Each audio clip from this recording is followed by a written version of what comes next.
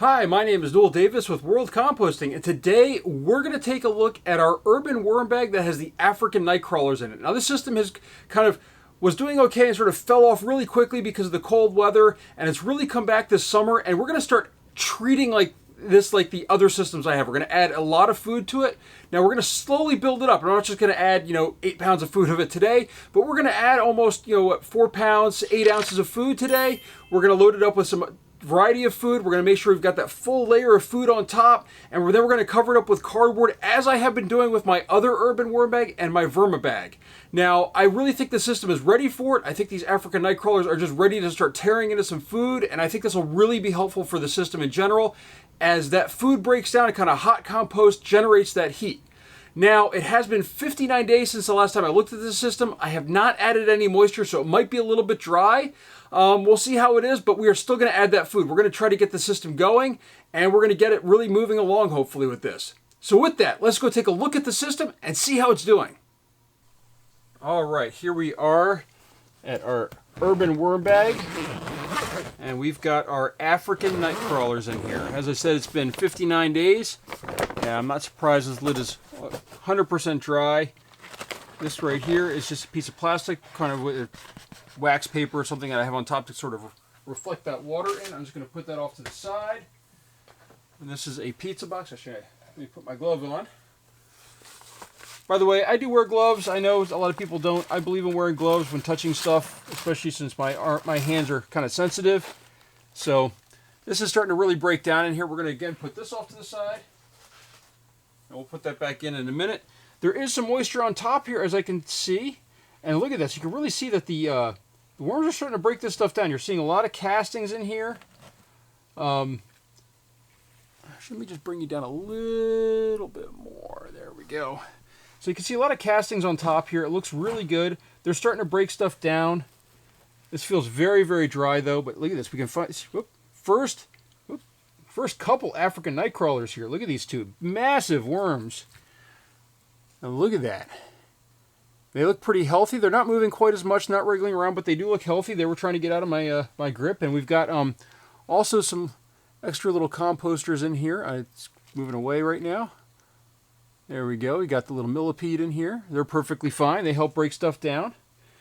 We've got another African Nightcrawler right here. Again, these are some big African Nightcrawlers. That's a good sign that we've got some large ones in here. Now we're just gonna. I see more over here. As I was moving this away, yep, we got a whole bunch over here. It looks like some large. These are all really large too, which is great. Makes them easy to see, but also just shows that they're moving through this stuff. Another big one right here. Another one over here. So we've got some large worms in here that are ready to breed and give off cocoons. That's a great sign in here, but I think we do need. I mean, you can see this. There's no food left in here. I mean, I think we added food last time. You can just see this is pretty dry, though. They've kind of worked through. This is the last of the, what was it? It was cocoa coir that I grew some wheat in, and I threw in here, and they've really started working through that material really well. See, there's another Nightcrawler on there, too, another big African Nightcrawler. So they're starting to move through here. Oop, that one wiggled away there. I pinched it, I think, a little bit. More over here in this corner, but you can tell these castings look great. They're really starting to move through this material. I'm finding a lot more of them in here. This is a great sign, and this material does. It looks just wonderful. And I have to say, the African Nightcrawlers really create some amazing material, it seems like. I am looking now to see if I can find it. Well, I got a string in here. I think I'm going to try to pull this out real quick, this string. So this is from a shirt or something that I threw in here. It looks like most of the material's been broken down, and this is just a string that's, I guess, a plastic string that was running through it. So we're going to go ahead and take that out right now. Let's see, shake off some of that paper. I'm going to put that off to the side. I'll throw that away.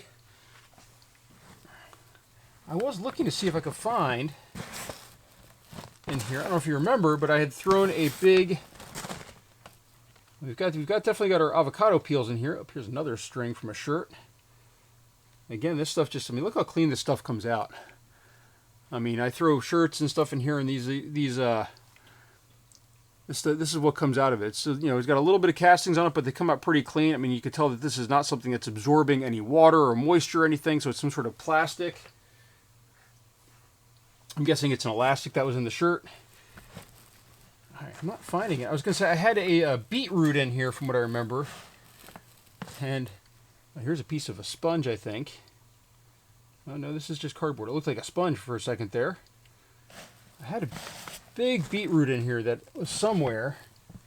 And that looks like it might be gone too, surprisingly. I know I'm mixing this up. Oh, wait, here we go. Oh, no, this is avocado seed. These things take a while to break down too. See, we can actually mush this one open a little bit, and they should be able to now get in there, break this apart. That's food for them. But the beetroot, I think the beetroot might be gone, which I've had in here for a long time. Oh, wow, look at this one. That's a big one right there.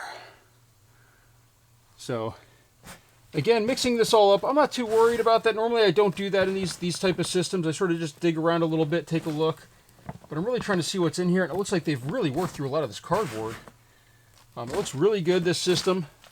And now it's time. We're going to go ahead and kind of spray this down with some water. It is pretty dry. So I've got my sprayer over here. I have a new battery-powered sprayer. You can hear it probably a little bit. There we go. Get a little bit of water going in here. Make sure we get enough moisture. And I know this is just getting the surface. It's not really getting underneath, but the thing is that water runs downhill typically, I've found. So it will run to the bottom eventually. Now, with that, I think what we're going to do is we're going to throw in a layer of dry cardboard and get that wet as well. I just need to bring my cardboard over. I didn't have that right near me. But we're going to throw in some dry cardboard on top of this to kind of protect the worms from the frozen food we're going to put in, because these worms are more sensitive to cold, I think, than others. So we're going to go ahead and do that. And there's also a lot less cardboard in here than I thought there would be. I thought there'd be a lot more in here when I looked. And I feel like they're going to need some more because of how ravenous these worms can be. I remember them digging through food very, very quickly before, when I've had them in the 5 or 10 gallon totes. All right, there we go, that's good. And we're going to go ahead and get this just a little bit damp as well, just to make it easy. There we go. Just to make sure that there's a lot of extra moisture in here for now.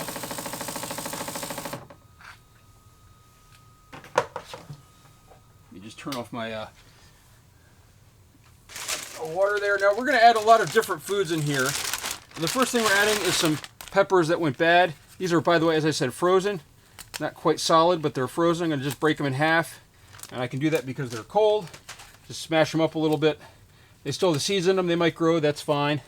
Extra nutrients for the worms. There we go. Make sure that the worms can get in there. By the way, if these were really closed off and they weren't open at all, they'd be really hard for the worms to get into. And they'd have a lot of issues trying to eat these peppers. They'd have to go through the skin, which is just... can be really hard. So that's why I'm breaking them up like this. Makes it a little bit easier, more surface area, a little bit easier to get into. Next thing here, I've got some watercress. This was stuff my wife bought because it was supposed to be healthy. I say supposed to. It probably is healthy, but I did not like the taste of it at all. She didn't really either. So it sort of sat in the fridge and just sort of went bad. So a little bit of that left over. And now here's something that I don't typically throw in systems until they're kind of working, but we're going to do that in here, and that is corn on the cob. I don't think I can't break these one-handed. I don't have a glove on my other hand, but we're going to throw some corn on the cob in here as well. I've got a couple more ears. So we're going to see how they do with that. I'm really curious because this is something I don't think I threw this in my African Nightcrawler systems before, and I'm really curious to see how they can kind of go through this material here. I just realized you can't really see that front of the system there. There we go. That might be a little better. And last thing, we've got our big container right here of random stuff. So this right here has a whole bunch of different stuff in it. We've got our coffee and tea grounds. We've got tea bags. We've got broccoli stems. Some banana peels. Again, this is all frozen. These worms do like it warmer, so they're probably going to they're going to wait for this to warm up before they come up here, which is fine. We've got lots of banana peels in here, though. Lots of coffee grounds, it looks like, too. If I can get them apart, maybe not. Looks like more pepper. It's kind of mushy. There we go. There we go. Now we're going to get it apart. More banana peel here. This is starting to thaw a little bit as I had it sitting out for a while. So it's not quite as cold. It's not like it's ice cold. You can see right here I can squeeze it. And it's sort of a little bit pliable. Just trying to pull this apart a little bit more. So again, more banana here. Looks like we also had some orange peels in here as well. I'm just trying to break this apart a little bit more. It looks like this also grew some mold. I don't know if you can see the gray mold on there. So it was growing some mold in the bin before I threw it in, because I keep this stuff upstairs on the counters on the cabinets. There you go. There's an apple, more coffee grounds, broccoli stem. Just trying to peel this apart just a little bit more here. But this might have to go in a big pile. I think this was a little bit wet, and the center's having a little trouble thawing out. But this will thaw pretty quickly, I think, in here. So there we go. More peppers in here. But there we go. I think that's good enough for now. Now the key is we want to add some crushed crab and eggshell to this. Again, just to make sure, especially with these orange peels, to make sure you balance the pH in case there's any type of acidity to it. So I'm putting on an N95 mask. And let me grab my crushed crab and eggshell. And I've got that in this little container right here. I've got a mask on, by the way. Don't want to get this stuff. Don't want to breathe it in. This is not good to breathe into your lungs. And I believe in adding a lot of this.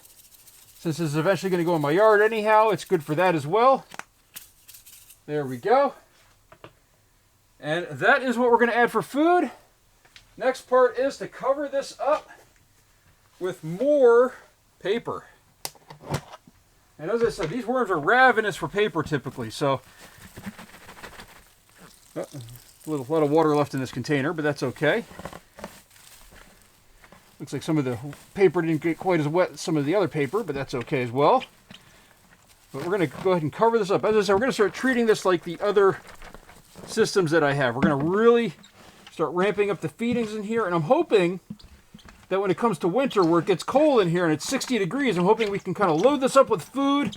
It'll kind of hot compost, build up that heat, and then these worms will be okay in here instead of cooling down and having issues. I know I could run a heating mat on the outside and things like that, but I've had issues with that as well. Especially the thermal load, it tends to get a little bit too hot or it's too cold. I can't get it quite right. It's hard to control that exactly. Even with sensors and everything, I had issues. So there we go. How's that look? That looks pretty good to me.